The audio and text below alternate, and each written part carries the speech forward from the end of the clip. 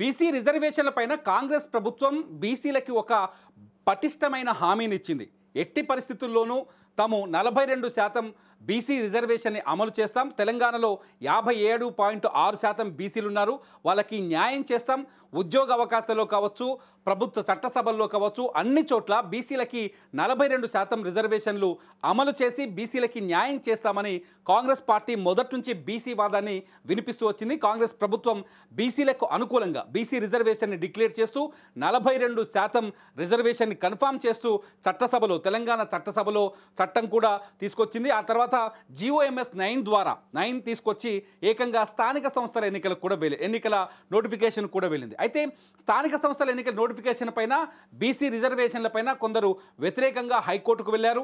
ఇది 50% లిమిట్ని దాటి ఇతర కులాలకు కావచ్చు, ఓసీలు కావచ్చు, ఫార్వర్డ్ క్యాస్ట్లో ఉన్న వాళ్ళకి అన్యాయం జరిగే విధంగా ఉంది రిజర్వేషన్.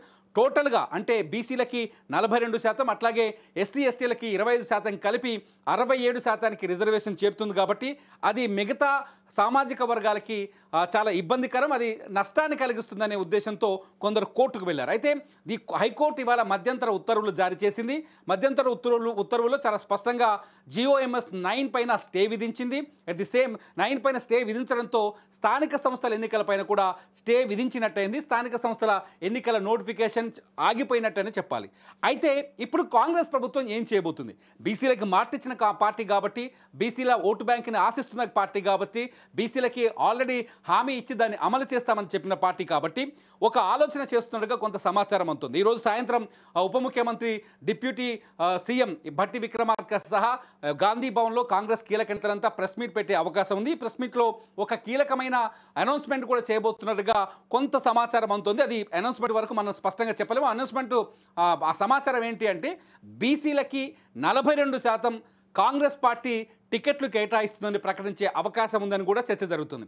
ఒకవేళ కాంగ్రెస్ పార్టీ బీసీలకి 42% రిజర్వేషన్ అంటే కాంగ్రెస్ పార్టీ ఏదైతే టికెట్లు ఇస్తుందో ఆ టికెట్లు 42% వాళ్ళు బీసీలకు మాత్రమే ఇస్తారు అని చర్చ జరుగుతుంది. ఆ ప్రకటన చేస్తారని చర్చ కూడా జరుగుతుంది. ఇది ఎంతవరకు 100% నిజమవుతుందో చెప్పలేం. మొత్తానికి సాయంకాలం అయితే ఒక కీలకమైన ప్రెస్ మీట్ జరగబోతుంది.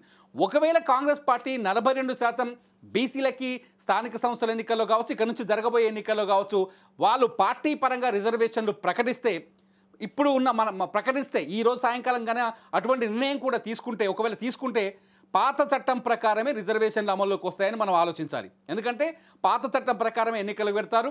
పాత చట్టం ప్రకారమే ఏ రిజర్వేషన్లు ఉన్నాయో ఆ రిజర్వేషన్ల ప్రకారమే ఎన్నికల షెడ్యూల్ విడుదలవుతుంది. మళ్ళీ ఎన్నికల షెడ్యూల్ విడుదలైతే కాంగ్రెస్ పార్టీ 42% ఆ పార్టీ పరంగా బీసీ అభ్యర్థులకు రిజర్వేషన్లు కల్పిస్తారు. కాబట్టి అప్పుడు కాంగ్రెస్ పార్టీ బీసీలకు మద్దతు ఇచ్చినట్టుగా ప్రచారం చేసుకునే అవకాశం ఇక్కడ చాలా స్పష్టంగా కనిపిస్తుంది. చూడాలి రేవంత్ రెడ్డి ప్రభుత్వం ఏం చేయబోతున్నారు. సుప్రీంకోర్టుకి వెళ్ళి ఫైట్ చేయబోతున్నారా, లేకపోతే హైకోర్టులోనే ఫైట్ చేస్తారా, లేదంటే పాత చట్టం ప్రకారం ఎన్నికలకు వెళ్తారా?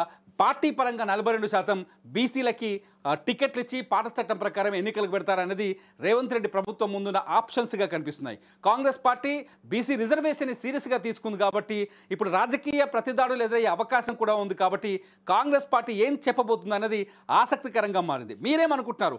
కాంగ్రెస్ పార్టీ ఎటువంటి స్టెప్ తీసుకునే అవకాశం కనిపిస్తుంది? ప్రభుత్వం తరఫున సుప్రీంకోర్టుకు వెళ్ళే అవకాశం ఉందా, లేదంటే పాత చట్టం ప్రకారమే ఎన్నికలకు వెళ్తుందా, హైకోర్టులో పోరాటం చేస్తుందా? మీరేమనుకుంటున్నారు అనేది ఈ వీడియో కింద కామెంట్ చేయండి. లైవ్ అప్డేట్స్ కోసం చూస్తూనే ఉండండి సుమన్ టీవీ.